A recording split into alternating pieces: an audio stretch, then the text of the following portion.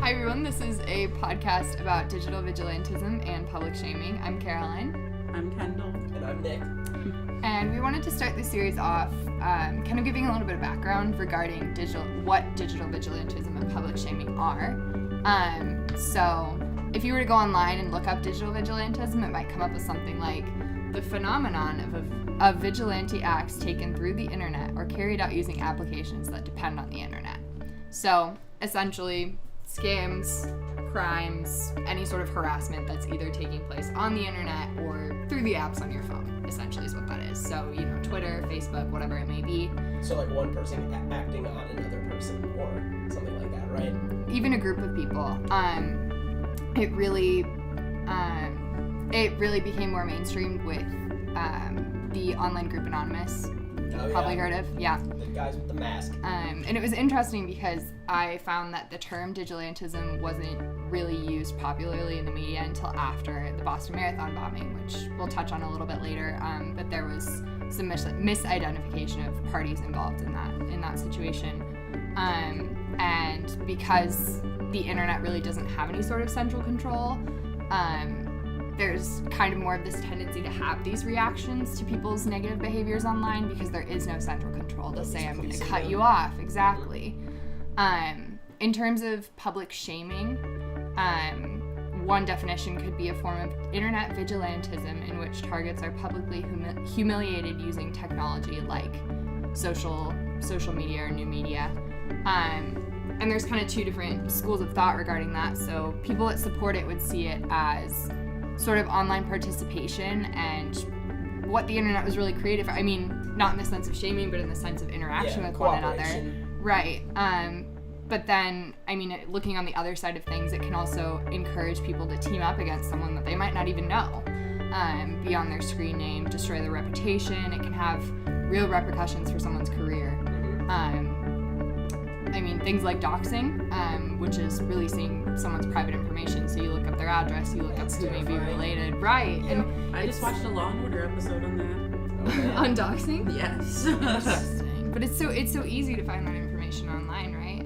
White Facebook pages. has shown us that. Exactly. Yeah, especially if you're actually good at computers, it's easy to get that stuff. Right. Well, and what we're willing to give out online. I know when I signed up for Facebook, I said, oh yeah, I'm from here. Facebook reference. Right.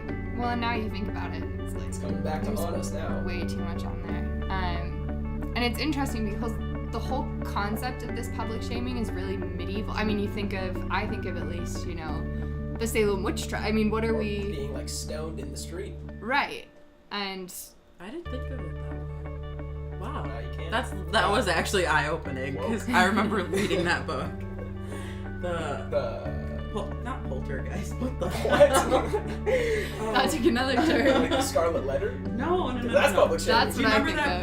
play with, John Proctor and, This Salem witch trial? I don't know what it's but called. you know no, it was a play. I do know what you're talking There's a about. play about the Salem witch. Yeah. And I'm curious because it doesn't feel that way when you're doing it on the internet. You feel like you're doing It's not in person. the community a service. So is it because you're distancing yourself? Is it... I think because everybody has this ideal person of who they want to be on the internet, so they make themselves out to be that person, and then if somebody else has skewed viewpoints or isn't in the same mindset they are, they're like, oh, I'm gonna crucify you, just say everything that's wrong in the sense. Mm-hmm. And a lot of this stuff is done without proper research too. There are often just people roasting people for no reason or a misreported reason in the first place. So I think it can just have negative consequences in that light, like you said, ruining people's reputations and stuff like that. Sometimes I understand with the whole Me Too movement stuff, that stuff obviously happened. So but the public shaming, what do you guys think about the public shaming via that, on Twitter, when an actor I or always something? hate when people say that the women who say the hashtag Me Too are faking or looking for attention, because there's no positive connotation that comes with saying you're sexually harassed. It's literally just it happened to me. It's not oh my god, you're so cool for being sexually harassed. Well, and I think it's without having experienced that, there's no precedent for, I would immediately want to come out and say something to the public. Yeah. Obviously that's a really difficult experience. So I also don't understand people's kind of shaming argument that, well, if it happened, why wouldn't you have said something 10 years ago, 2 months ago? Yeah, because people don't want to come out and say it. It's not it's a embarrassing, but like for somebody in that situation, they might be like, oh, I could have known, like done something, like stuff like that. So it's like, it's a lot of bravery that it took to like post that. And like, I don't know if you guys saw that video of that like motivational speaker, like Tony, I think his name was Tony, but he like literally like called it out and was like, the Me Too movement is like shaming men and like all that stuff, and like just basically like called it unethical, and then like bullied this like one woman into like making it seem like it was like not worth it, or like saying something about it. And she was like, I just don't think you understand the premise of the movement. And it's like, that's a lot of it is people are preaching about it, but they don't understand the premise. Yeah, and I think this is where like digital vigilantism could kind of have like a little bit of a public good in this situation. I'm not saying that like this stuff is bad. Like, I'm just saying how it's an example of like people getting like public. It is like public shaming, but I mean it's like more towards for the a good like, cause. yeah. Well, exposing something that happened yeah. rather than like doing it for no reason, or for like overdoing it for no reason. Like, say for example, like the Yodel kid on Twitter. Like, people publicly shame him every day. Say his name, Mason Ramsey from Illinois. King. Yeah. Certified king. I'm like waiting for his family to be racist though. I'm like, I hope they don't let that me was down. like that whole what was that other kid's name? Gavin or something. But who was like, I wish people were nice. I was like, I knew from the get-go that family was problematic. Okay. So back to Mason Ramsey. Like, he didn't do anything wrong, but like people are like flaming this kid every day on social media, and he's like 10. Well, so, I mean, most people don't even know what his name was. My friend, she told me a story the other day about just a little anecdote that kind of made something click on her brain. She was at a party with some friends, and you know, kids will stand in the middle of a party and they'll film what's going on. And it's so crazy. I'm having so much fun. And someone, you know, called out her friend by her social media username, and that was just really a strange moment for her, because it's like, where's that distinction between? That's what used to happen to me in high school. So like, my Twitter account has always been like #Ken, but like in high school, like I've always like been Kendall. So like, I was in high school, and like if I said something, okay, so basically what happened is like in high school I was super obsessed with Vine, and I used to post Vines literally like every day. Yes. So I ended up getting a pretty good recognition on Vine, so like kept that whole name. Are you and just like famous? Yeah, why did I not know this until now? We'll get to this in the future podcast. Episode 4. But like, episode 3 we will have a like detail people of how would she's like famous. call me out by my username in the hallways. They'd be like, Ken, like #Ken, like stuff like that. I literally posted one in the hallway at school of me like throwing my Spanish book down the hallway and just like not caring who it hit, because I was like, I'm done with school. And then people are like, oh my god, I saw your Vine. Or like, we had a drum line that would come through the hallways every Friday. Yeah. And like, I was a cheerleader, and I ended up having to take this Vine down, but I never did. I archived it.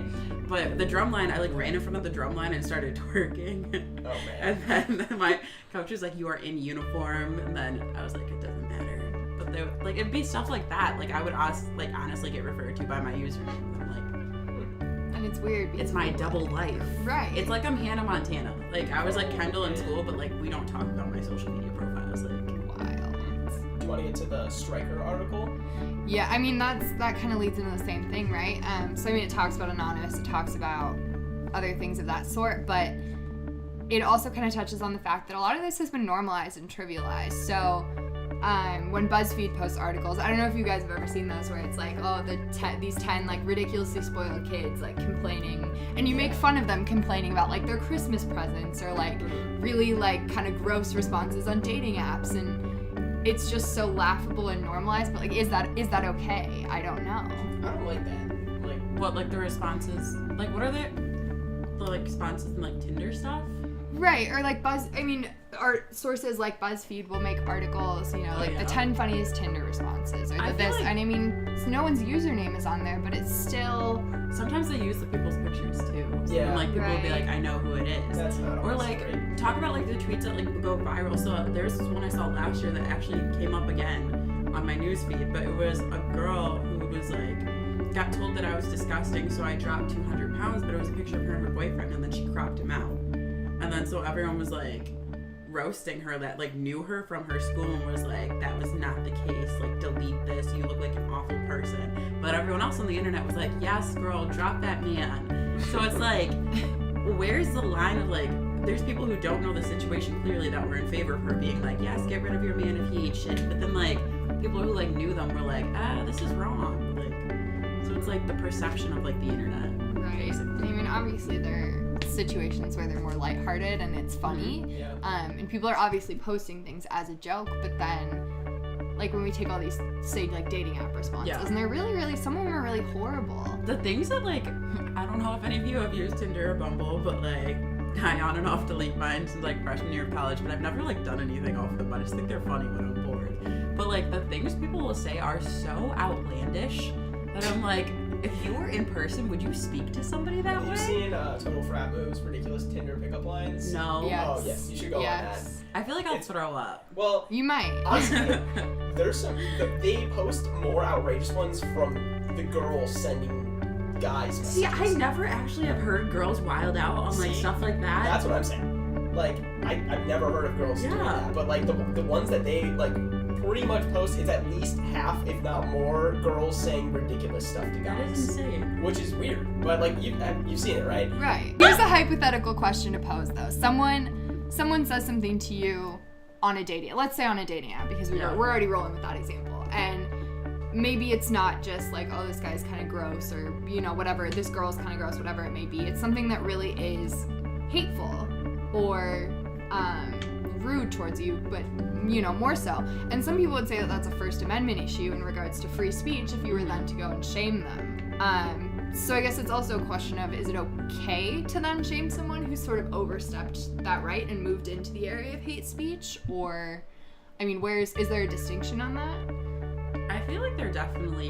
is a line of, like, what you can say about what somebody has said, or, like, say to somebody before it's, like, I mean, like, morally it should, like, go off in your head, like you can't say stuff like that, vulgar, or, like, stuff like that. But, like, I remember I was in a situation where, here we go, back to my social media profiles, but, like, this guy messaged me on Tinder when I first got it and was like, hey, beautiful, what's your name? And I, like, replied, I said, can you read?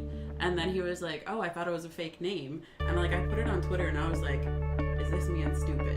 And, like, a bunch of people, like, retweeted it and favorited it, and then I, like, felt bad because I didn't blur out his name, and, like, you could still see his picture from, like, the top of the profile, so I was like, oh no.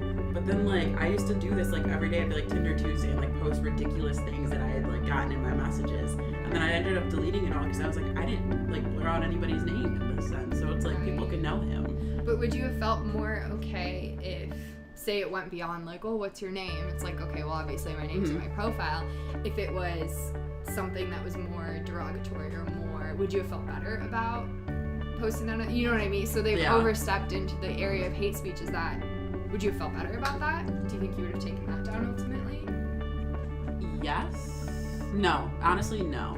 I feel like if it was something that I was, like, really, like, inconsiderate or, like, very vulgar, like, rude, I'd be like, like, you kind of deserved this. Like, what did you think was going to happen if you sent me that? Like, you earned this. But then, like, that's also the side of the internet where you're, like, it's, like, questionable and, like, ethics-wise, Like, if you who can has do the that. right to expose people? Like, and is that a right that we should have? Or, I mean, honestly, it does go back to, like, having no central, like, police force of the internet, where it's kind of like the Wild West, where, like, anybody, you can say anything to somebody, but, like, they can expose you. So it's kind of like an unwritten rule of the internet, but nobody really follows it anymore, especially now that we're dealing with, like, really a lot of social media use in general.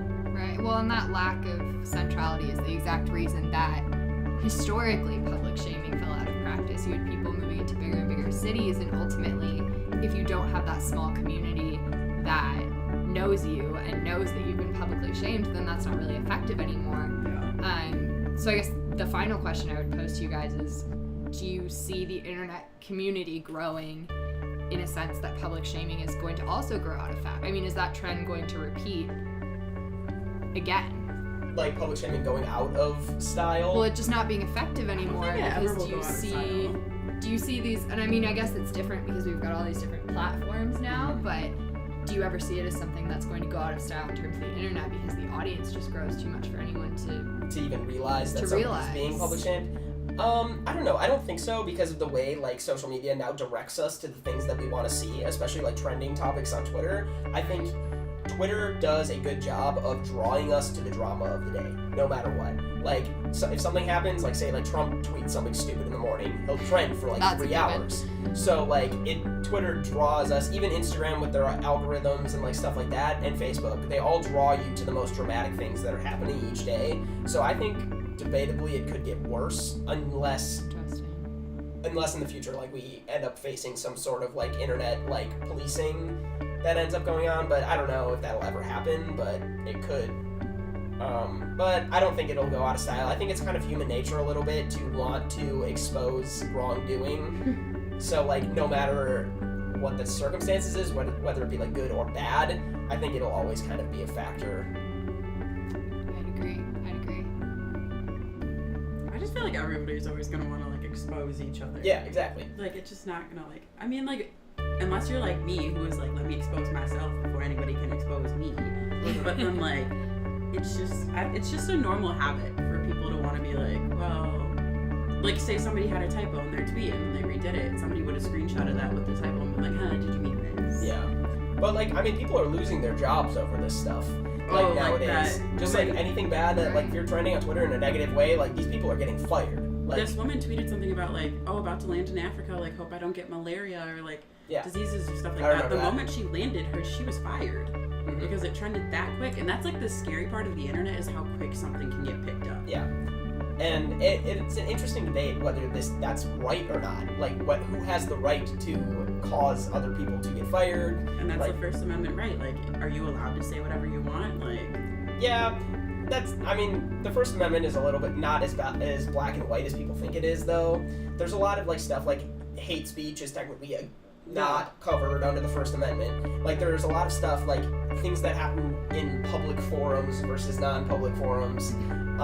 Just like when, where, and how this thing is said is really like affected in like under the First Amendment. So I think we'll have a lot of First Amendment battles over social media in the next like 20, 30 years of who has the right to say what they say on the internet. Because it's kind of open right now, but I think it could be like legislated in the future against that. I think that's the real thing to take away from digital vigilantism and public shaming is as soon as something's put on the internet, it, by virtue of the way the internet works, is very public.